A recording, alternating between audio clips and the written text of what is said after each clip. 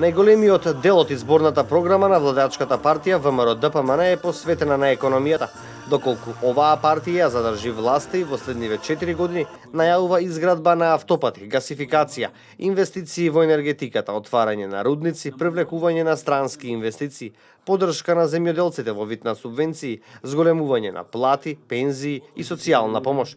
Еве дел од програмата на ВМРО-ДПМН.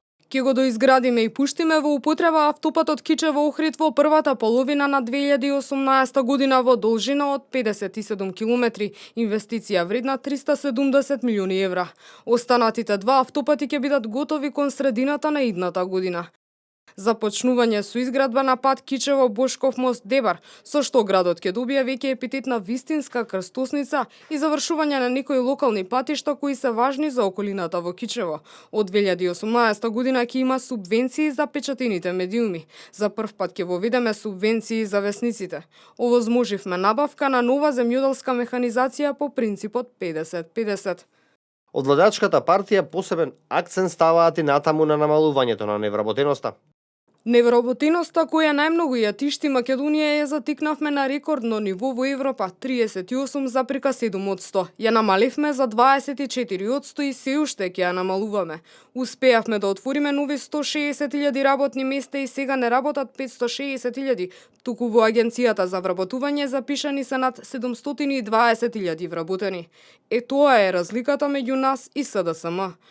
Просекот на зголемувањето на пензиите достигна 70%, а најниските и над 90%.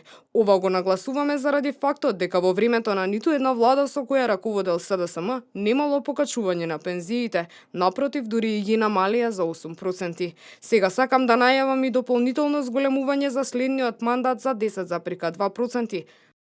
Откако е дојдено ВМРО, 10 пати до сега се намалени цените на лековите, вкупно на 4700 лекови. На некои од нив цените се намалени за 20 до 30%, некои за 50 или 60%, а на некои лекови цените им се намалени дури за 90%. Пресметавме и видовме дека 33 милиони евра е заштедата на граѓаните, откако се намалени цените на лековите годишно. Од ВМРО-ДПМН велат дека во нивната изборна програма, која е најквалитетна до сега, се планирани 2046 нови проекти и нови 64.000 работни места.